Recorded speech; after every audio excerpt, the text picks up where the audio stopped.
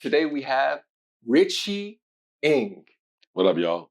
And Richie, he's had a very, very complex and interesting life. And we're here to talk about that today. And especially for the Asian youth, but all youth in general. I feel like Richie has been through a lot and has a remarkable story to tell. And that's what we're going to share today. So, Richie, how old are you, if you don't mind me asking? I'm 48. 48. God damn, you look good for your age. Oh, Holy thank you. shit. Prison preserves you. Prison? Yeah. God damn. So you've been locked up. Yeah. How long? Well, I first got locked up when I was 16. And I did 18 years. I came home when I was 34. And then when I was 40, an unfortunate incident happened where somebody bumped into my fiance and I ended up punching him in the face, and they sent me back in there for another 5.5 years for that. What is your ethnicity? Chinese. And your parents, were they born in America? Oh, no. I wasn't even born in America. Where were you born? I was born in Hong Kong. And how were your parents like to you as a child? How was growing up? In hindsight, they was great, right? But while I was growing up, I felt like they was the worst parents in the world because they spent like 7 days a week working and they was never there. But, like I said, in hindsight, I know they was just trying to do the best they can for us because they came to this country and they didn't even speak English. My brother was born here, but when they came here, they didn't speak no English. So it was hard for them to fit in this country. And in the late 70s, it was tough. What kind of work did your parents end up doing? My mom worked in a sweatshop, and my dad was a waiter. And how was life watching all that as like a child? Like basically, they weren't home, right? No, they wasn't home. So how did you survive? Like New York, right? This is the first place. Like this was your home. This is where you came. Nah, when we first came to this country, we landed in Detroit. Damn. We landed in Detroit, and my mom was pregnant at the time. And her friends, we was either going to New York or California. So one of her friends that was already in New York told her that if you have a baby in New York, you don't got to pay hospital fees. So that's how we went to New York instead of California. How did you guys end up in Detroit? My parents came through political asylum. So they had a family sponsor them to escape China. Damn. And so how old were you when you moved to New York? I was 3 years old. 3 years old. And what neighborhood? Well, we first moved to Queens. So that's how I got my name, because some white kid's name was Richie that lived in our building, and my parents just named me after him. I think when I was 5, we moved to Chinatown. So we stayed in Queens for like 2 years. New York, you consider that? Is this your home? Oh, yeah, this is definitely my home. And you said you joined a gang at 11, right? Oh, yeah, yeah. How did that happen? Well, I grew up in a household where, like I said, in hindsight, I know he was just trying to do the best he can, but he was very hands-on. So, your dad? Yeah. So every school year, I have 4 guaranteed ass whippings. Why? Report card time. Those are guaranteed ass whipping days. Because although I used to excel academically, like A+, E, right down to academic-wise, but the behavioral side was all red. F, U. I wasn't I was smart, but I wasn't like a good kid. You wanted some attention, you think? Maybe that could have been it. Because I was like really bad. Like I was punching teachers in the face, throwing chairs at teachers, and I almost got expelled and got suspended like 3 times. how did your parents treat you really though when you were a child? Like, I know you said that in hindsight, it's all good, but how did they like treat you at home? Like, really though, like to make you go that far, maybe. I don't, It wasn't, I don't think it's so much what they made me. It's like, I had no guidance. I had no guidance because they were too busy they was busy working. So I had to go find guidance elsewhere. And, you look for the cool kids. And the cool kids was like the tough kids, the kids that, nobody want to fuck with. So you try to emulate, I tried to emulate them, and that's what happened. when you say like your parents were working all the time, like you didn't see them at home at all? No, I didn't see my dad, because my dad worked from 11 a.m., 11 a.m. to 11 p.m., right? So I go to school at 7, he's sleeping. I'm not going to wake him up. Come back from school, by the time I go to sleep, then he comes home. I rarely saw him. I might have seen him once a week. And that was on Sunday when it was his day off. What about your mom? My mom, I saw her a little bit more because she used to be awake when I used to go to school because she had to go to work at the time. And she wouldn't get home from work until 8 o'clock. And then she'd make us dinner and shit like that. So when I came home from school from 3 to 8, I was dolo. I had a little brother. I have a little brother. So it was just me and him. So for a while. Basically, you didn't have a relationship with your parents in a way.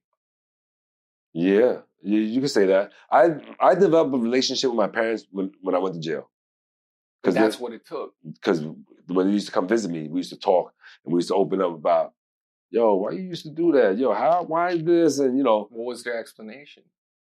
Oh, no, they never thought they was wrong. They was asking me why I did this, why I did that. You know what I'm saying? So that's not your fault, though. Well, look, and I'm sorry if I'm like speaking out of place. I as tough as you are and everything, like that's not your fault. Like in a way, all you wanted was some love and attention and somebody to care about you. I don't even know what I wanted. At 11, though, like how could you know what's right or what's wrong if your parents aren't there for you? Mm-hmm. They're not home. Like, I know you got shit handled now, but it's like, in a way, you had no one to turn to except the streets. Yeah, you can say that. And also, like I said, the reason I joined the gang, because I was going to get my ass whipped that night because I bring a knife to school. It wasn't even a real knife. It was, the compass that kids that have in school to make a circle. So I broke the compass off and I had the needle part and I stuck it in the back of a pen and I was scaring the kids in my class. And somebody told the teacher and then called my parents. And how bad did your dad or mom used to beat you? When you're a kid, everything seems big, But like what? I mean, if it's uncomfortable. No, it's not uncomfortable. I mean, I've accepted it. Like, what kind of things did they used to like say to you whenever like your grades were bad or? Oh, my grades was never bad. But like, how did they handle? Like, how did they treat you? Really, like at home? Like, I rarely saw them. I know that's what I mean, but like you said that you had 4 ass whoopings guaranteed a year, right? How did they? How bad did you get beat? Oh, pretty bad. As a kid, you thought it was like the end of the world. It felt like the end of the world. But you know what? In hindsight, it wasn't really that bad. I know, but just how? Like he hit you, like punched your face? No. What kind of like the Chinese style with the stick, with the belt, with the clothes hanger? Never like with closed fists or open hand. It's the old Chinese way. Get the stick with the little feathers on it. The kaimoso, that's what they call it. And the hanger was easy. The wire hangers and the belt, shit like that. You said 4 times a year is guaranteed. It's guaranteed. There's usually more. There's usually more. What I'm saying. There's usually more. Yeah. There's always more. But those 4 was guaranteed. No, 6 was guaranteed because parent-teachers meeting. Back then, they used to have parent-teachers night. Those days was guaranteed ass whippings too. And I knew it I knew it. And like, I would be prepared. Like, I put like 3 pairs of underwear on. Harden yourself, right? You must have felt... Not harden, but because I knew that this is the pattern. This is the pattern. Repetition. Like, so I said, you know what? Today's Parent Teachers Day.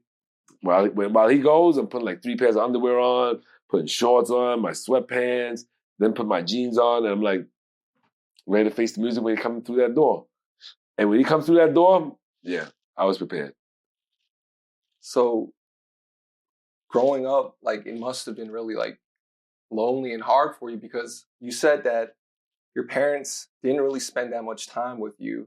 And then on the flip side of that, they, like you said, it's not abuse or whatever, but the way that they were handling things, well, it wasn't helping. You know what? You know what happened? Like, my dad was a waiter, right? So he couldn't really, his schedule, he couldn't see us. But then later on, he changed his job. He went to school, changed his job, and started working in a hotel. And then he was able to see us more. But by then, I didn't want to see him no more. Like, I was so used to my freedom, like, to do what I wanted to do, that when he changed his job and he was always home, when I was home, I didn't like it. Like, I was like, yo, I'm so used to being by myself. Like, come on, man. Why you change your job for? Like, let me be. Because by then, the streets already had the hooks in me. Like, I wanted to run the streets. I didn't want to be home, you know? Because before, when they used to be at work, I used to unplug the phone or put it off the hook and then just hit the streets.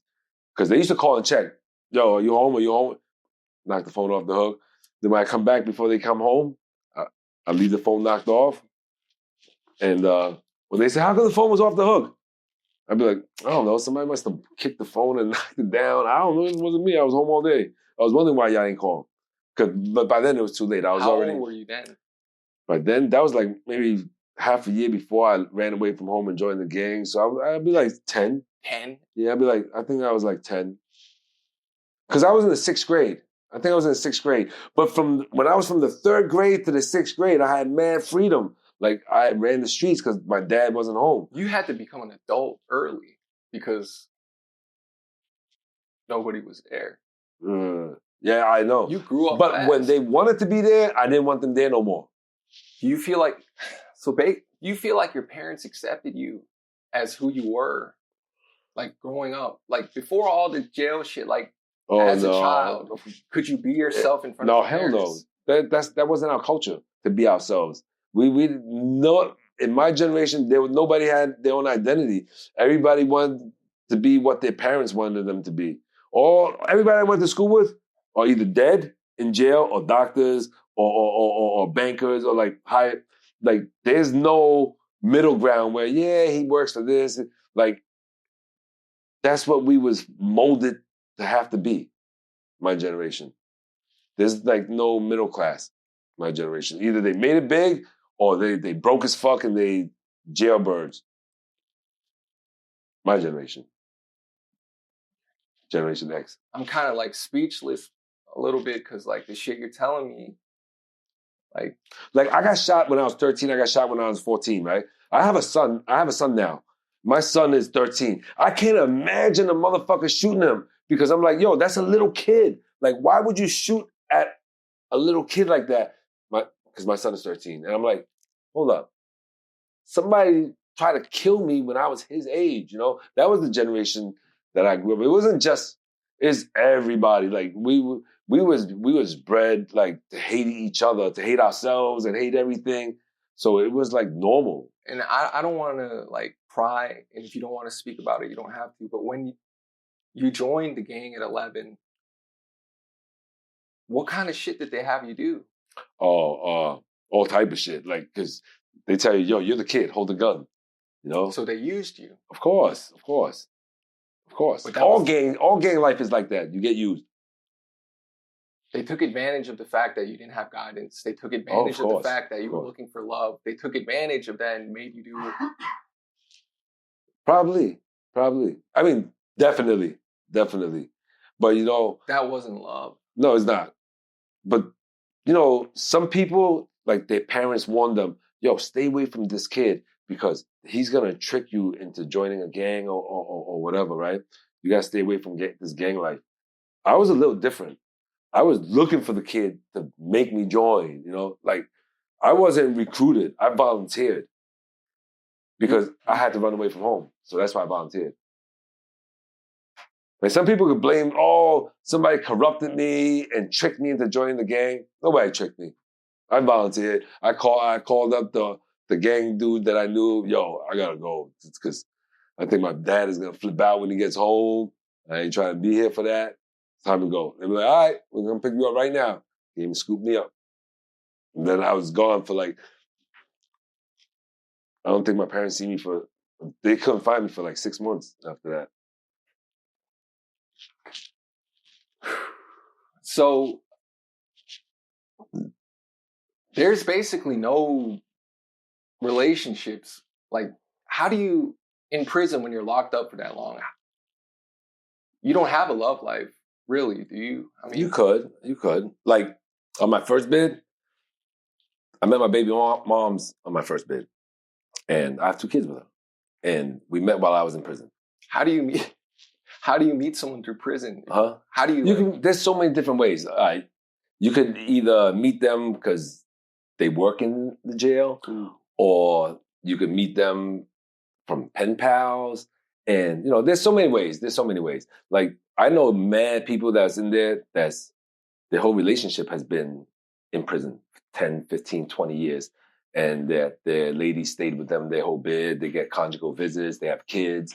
So, you could still have a love life in there if the person that got your back is real. Like, it depends on the person, You are 48, 49. 48. 48. You're 48 now. Yeah. You spent most of your life locked up. Looking back, is there anything like that you regret or? Well, everything in life happens for a reason, right? The people I've hurt, I regret. The pain that I've caused, I regret. But the path that I led my life, I wouldn't change one single thing, because it's because of this life that I have 2 sons, and I wouldn't change that for the world. I just want to say that, as a person, I think that you're incredibly strong, and I don't think that most people can go through what you go through and still be mentally okay. And I also think that even though you've done some things maybe that you're not proud of, I feel like it's just coming from a place of misguidance. And I really think that I just want to say that you're worth something. And regardless of whatever you went through with your parents and your trauma and all that shit, you as a human being, you didn't do anything wrong. In a way, you didn't ask to be born. You didn't, ask to go through all the shit you went through. You didn't ask to get shot at 13 and have to fucking run away. Even though you accept what's happened, and I know you're not looking for anybody to feel bad for you or none of that shit. I know you're not looking for none of that. But I want to say that, you didn't deserve that. You didn't deserve to, live life like that. You didn't deserve to have to go through all that shit. And it's fucked up because, I feel like even now, you're looking for, love. I don't know. I don't mean, romantically. You never got that as a child. And you didn't get real love from a gang either. In a way, No, gang life is definitely not real love. It's bullshit, right? Bullshit. It's fake love. It's everybody trying to use each other for each other's personal gains and stuff like that. There's no honor among thieves. You were 11 years old. Your parents weren't there for you. You were looking for somewhere or something to feel alive, to feel worth, somewhere to belong to, and these people took advantage of you in a way.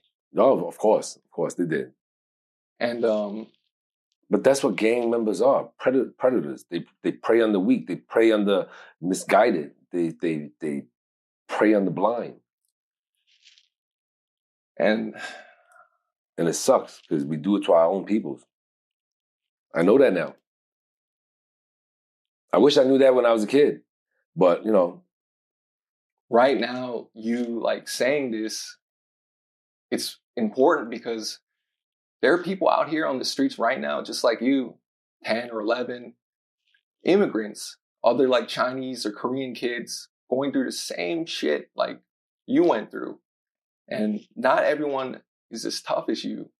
Like, some kids can't fight back or say no. Like, and you opening up like this, and I know it's not easy for you, but you could save somebody's life just by telling your story. In a way, you're even helping me, because I grew up like pretty similarly in a way. You know, I felt like my parents didn't care about me. I felt like there was no place for me in this world, and I was lost. And I became a drug addict real early. And you know, I started selling drugs and hanging out with the wrong crowd at 16. Like, I grew up in Baton Rouge, Louisiana, like I said, and nobody looked like me. And then when I went home, you know, we talked about, you know, abuse or whatever. My dad was a martial artist, and he tried to kill me. I'm not talking about, like, that's why I asked you, like, how did you get beat? But he tried to set me on fire, bro. Damn. When Sorry I was to hear that. That's rough. That's just one of the times.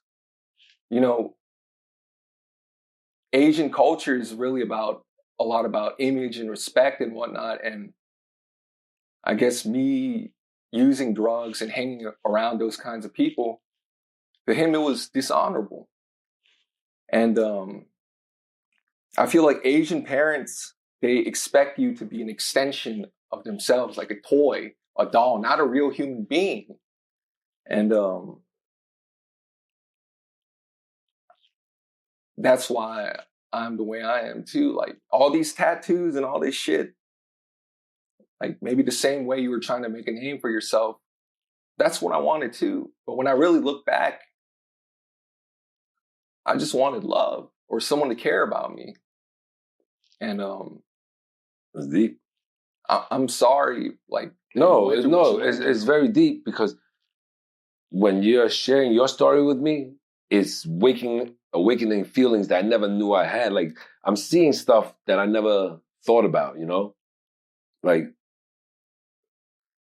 we all know, I mean, I always knew that, you know, I had anger issues and stuff like that, but I never knew where the root of my problems was, you know? Because I always thought it's not a problem because I'm okay with it, you know? But you're not okay with it, though. In society's eyes, I shouldn't be okay with it because it's not okay. The way I was living was not okay, you know? Like, I didn't even respect life. I didn't know none of that shit, you know? I went to jail at 16 for killing somebody, you know what I'm saying? So I really, like, my mindset was different than the average 16-year-old back then. You had so much pain and anger. You didn't feel loved. And when you were younger, do you think maybe you felt like you wanted other people to know, like, I didn't know what I wanted. Pain. Yeah, but I'm saying, like, you see all these other kids, they go back home, they got their family. Oh yeah, I hated that. It pisses you to fuck off. Yeah, right? I hated that. You know, because you don't have that. You don't even know what it feels like. No. And they're over here looking at you, judging you. It makes you want to fuck somebody up. Yeah, definitely did. And it's like, everybody has different talents, and not everybody can be a doctor or a scholar or a politician. The only thing in your life that was steady was violence, right? And that's how you got attention. That's how you got your respect. That's how you got love. That's how I got noticed. I wasn't invisible no more. I wasn't overlooked. I mattered.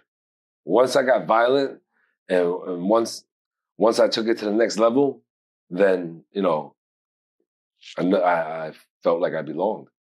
And it was like a train, right? Because like the more shit you did, the more stripes you got, Yep, the more exactly. points you got, the more fame you got for being that. Yeah. But what I'm wondering is, was that even you? Or were you just like you just said, you just wanted some love and attention, and that's like the only thing you knew? Like, well, you know what? There was a lot of Chinese gangster movies back then. And, one of my favorite Asian actors was Chow Yun-fat. And I grew up watching his movies. So, he was so cool. I wanted to emulate him, you know what I'm saying? So he was a gangster in all his movies. So, I don't know. besides like the gang stuff, oh, I see. And you always kind of wanted to be an actor, like movies and films, like art. You're an artist. But yeah, I did. You wanted to be seen. You wanted to you loved it. But Yeah. you just didn't know how to go about it. That's crazy. It could be. You always wanted to be an actor. You always wanted some kind of attention. You didn't know how to get it. Like, you didn't know what to do at the time. Like, your parents are immigrants. They're not into, cameras and art. They're only into doctors. To be a doctor, a lawyer, or what's the third one? Doctor, lawyer, or a pharmacist. Those were the three goals of all Asian You are parents. an artist. You always have been an artist. Asian parents do not like artists. But no disrespect, but fuck our parents for a second. Yeah. Fuck what they want, right? Yeah. Fuck these people. You always wanted to be an artist. Like, you wanted to create some dope shit, be fly. You wanted to be on cam and wow, right? Yeah. Holy shit. Yeah, I did. I even when I was a kid, like 6, 7 years old, we used to make a band with all the kids, and I used to make a little bullshit ass stage, and I'd be the lead singer. And so that's you, man. Yeah, I always wanted to. I always wanted to be an actor, artist. Then, yeah.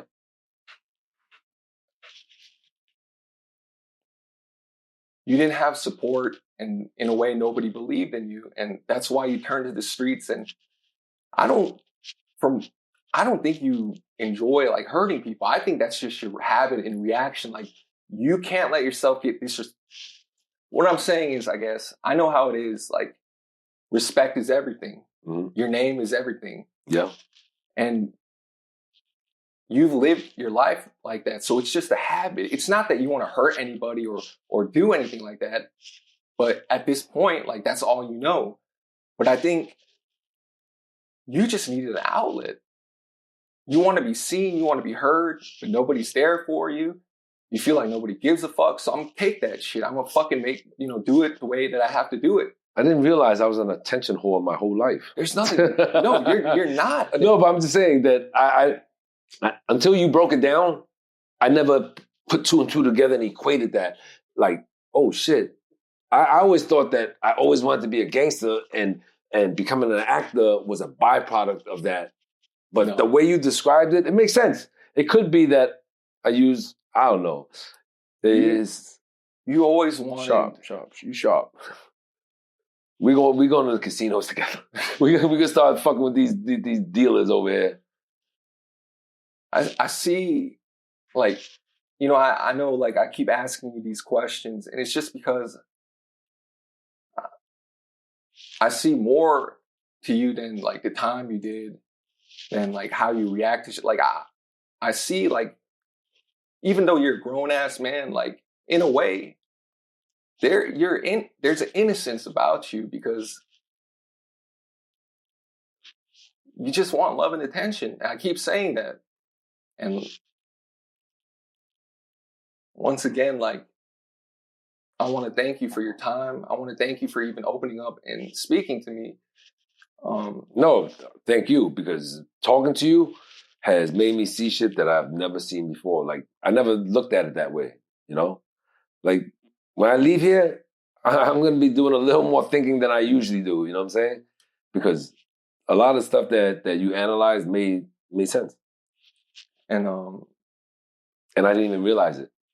And once again, I'm sorry if I, like, overstepped the line or No, whatever. No. I'm numb to all pain. to me, you Richie Eng, you're an artist. You're not. I don't see it. Like, I don't think you're a violent criminal or none of that. What I see is someone who wants to create and people to enjoy art, and you just want to express yourself. And you've expressed yourself through a certain kind of way most of your life. And I see talent in you for you to do something bigger than what you've been doing. And I know I'm younger than you, and that's why I said, I'm sorry if I'm stepping on a line, but you got the look, you got the balls, you're in position. Don't fuck with the streets no more, man. You have nothing more to prove, and you are worth way more than that. And I'm sorry, if, once again, like, but you're worth it. As a human being, like your life has. I know what it's like to be locked. They give you a fucking number and treat you like, and you're not an animal. You know, you're a human being with a name. Like, you're But not. sometimes when they put you in there, even if you're not an animal, they create an animal. I know. From like recently, some police in Mohawk, they just beat the shit out of this dude in there and killed him. But that shit happens all the time. Like, the only reason that they know now is because of body cams. But that's stuff that happens all the time. And once you go in there, the little bit of humanity that you may have left, they strip it away, and you have to create a new person if you want to survive, if you want to live. I just want to say, like, you don't have to feel guilty in a way. Like, you didn't ask for it. Like, you know, you did. I know it's fucked up, and normal people aren't going to understand, like, when I say you don't have to feel guilty, because I know you did what you did to survive, and like maybe some of the times you did lose your temper and whatever, but even that I understand, because that's just how you got through living life. Like, I want to tell you, really, it's not your fault. Like, I know, like, you did what you had to do because you felt like you had to, and that was the only way. I don't believe you wanted to hurt anybody. I don't believe you wanted to do any of that. I know people respect you around here for what you've done in the streets, but I respect you because you're still trying and not giving up. You're not blaming nobody. You're not, you're not making no goddamn excuses. No, I definitely can't, because we have a saying in Chinese, 食得鹹魚抵得渴. That means if you're going to eat the salty fish, don't complain about being thirsty. And I just want to say, you don't have to eat that fish no more. Yeah, no. You don't have to. Like, you got options. Like, you're worth way more than that. And it's fucked up to say, in a way, maybe, like, even with my parents, they're never going to love and respect me for who I am. Like, as hard as it is to say out loud, like, you can't change them. Like, I'm 32 years old. And I was looking for attention too. Look, I'm a fucking freak. Look at my face, like my neck. Like, in the same way, I was just looking for a place to belong to, and I never found that. So just like you, I had to make a name for myself in my own way. Like, it's not that, like, I'm a porn star. It's not like it's the greatest, like, honor or whatever, but like, that's how much I didn't give a fuck, like, either. Like, I had nothing left to lose. So, like, my parents didn't give a fuck about me. All my friends are dead or in jail or junkies. That's not a friend. Nobody's there for me. So, I did this shit for the same reason like you did. I just wanted to feel alive. And I didn't want to be alone anymore. Because growing up, I felt like nobody else, like, understood my pain. You do, in the same, like, even. No, I definitely could relate. It's hard to fit in this country as an Asian. It's hard, and your own people, sometimes you can't fit in. The older generation looks down at us because we're not living up to their image of how we should live, you know? So it's rough. I know, you know, you're a survivor because you're here. You're still here. Through all the trauma that you have told me about, especially with the fire thing, yo, you're a strong motherfucker because you're still here, you know? So, you know, I don't have the words to express what you went through, but I know your pain. I definitely know your pain because when you said looking for love and attention and stuff like that, if I told you, no, I'm gonna tell you how desperate I was for attention at one point, right? I was in jail. I was in the box. I've been in the box for like 2.5 years already. I had like 6 more months to get out because I had to do a 3-year stint in the box.